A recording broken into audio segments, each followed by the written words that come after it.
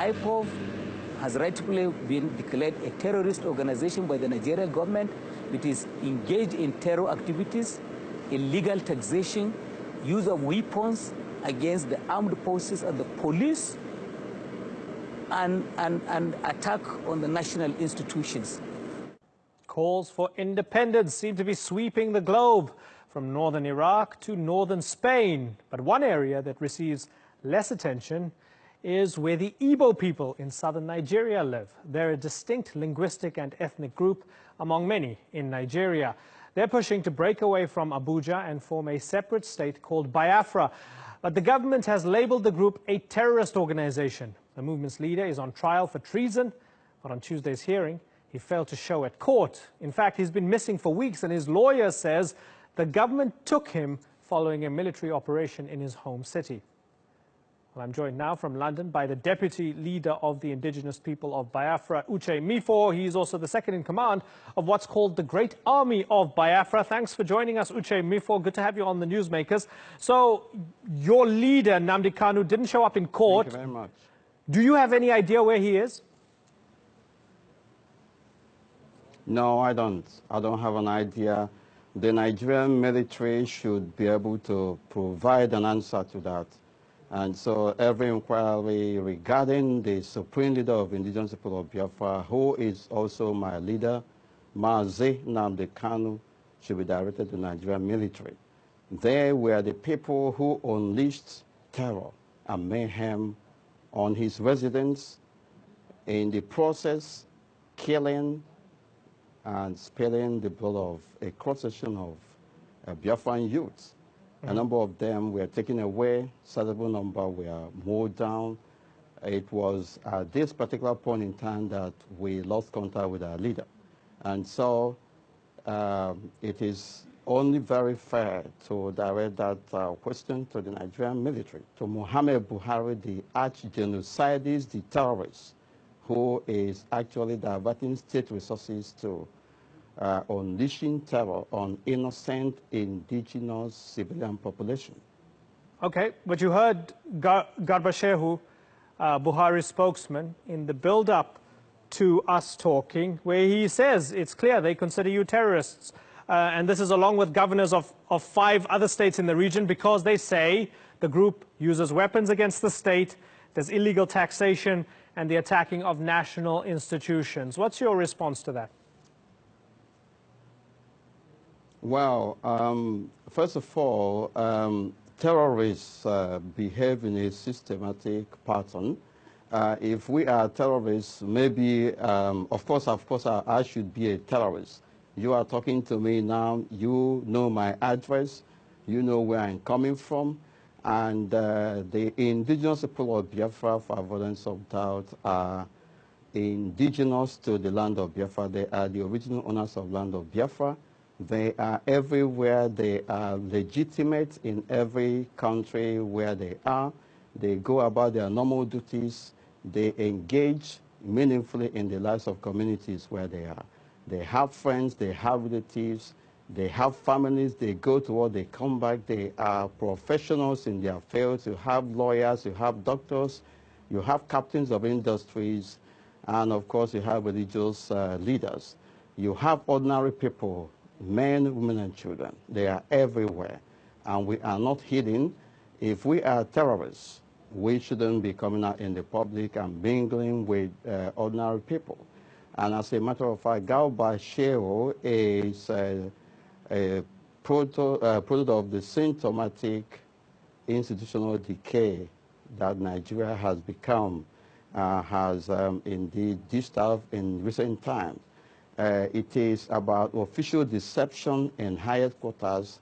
The Nigerian government officials do not actually know what they have come to do. All they know is about what they can gain from whatever they are doing. They don't put the interests of the people at heart. They are opportunists. And as you can see, Garba Shehu said all that he has said. From your own vintage position, you can see that IPOB are very civil, they are innocent, they are unarmed, they are non-violent.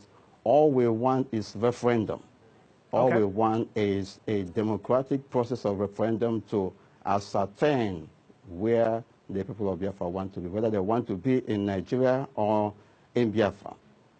So, Uche, there are Nigerians who don't agree with you. They say we are a multi-ethnic state. Part of our social contract, politically and socially, is that we have different languages, we have different ethnicities, we come from different tribes, we even have different religions, but we're all under this one umbrella as Nigerian citizens, all equal under the law. We had a terrible civil war 50 years ago that killed more than 1 million people, and your movement wants to drag us back into that mess again.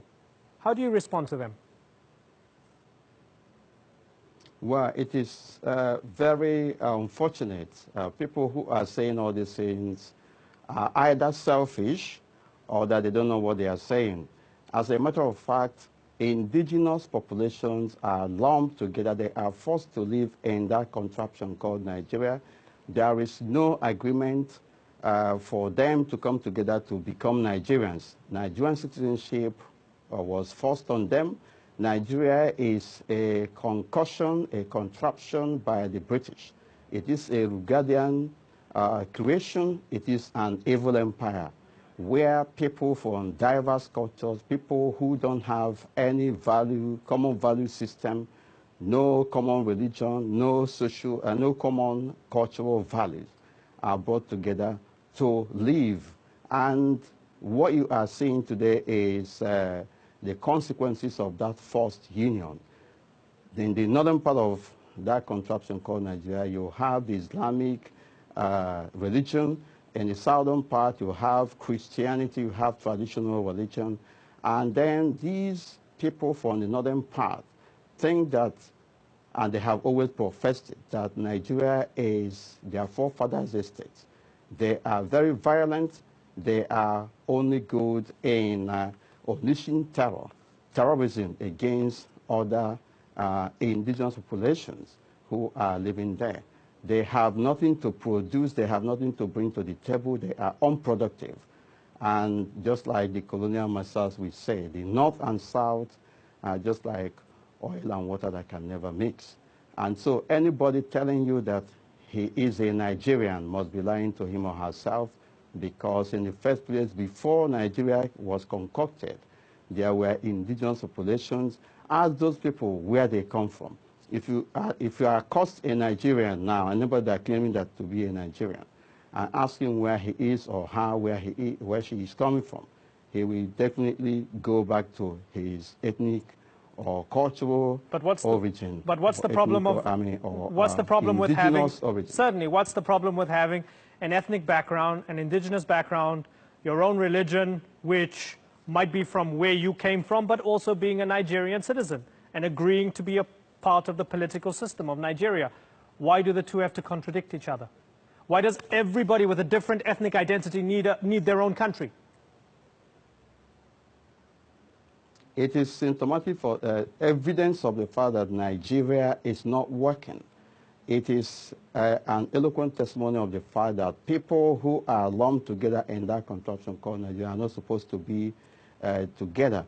In United Kingdom, here where we are, you have people from Wales, you have Northern Ireland, you have the Scottish people, but they are all British people. They don't go towards digging up where they come from and all that. But in Nigeria, that is a different thing altogether.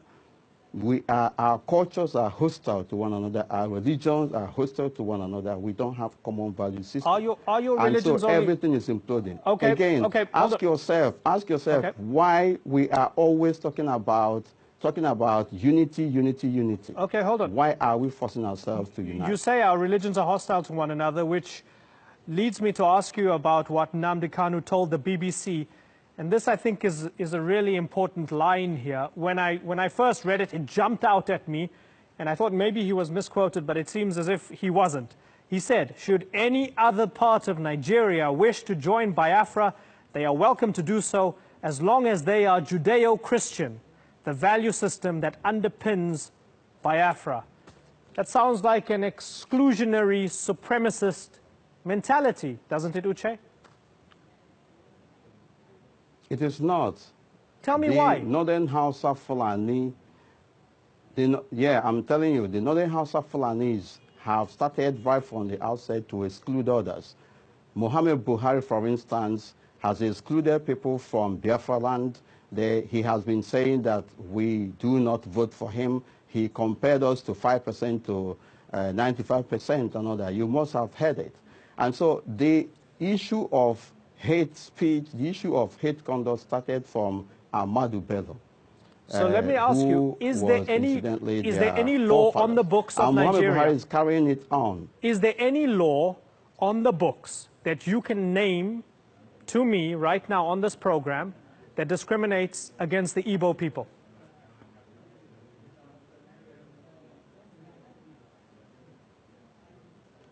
There is no law that says that anybody should be discriminated. But what you are seeing is a situation where the Northern Hausa Fulanis are discriminating against everybody that are not from that ethnic origin.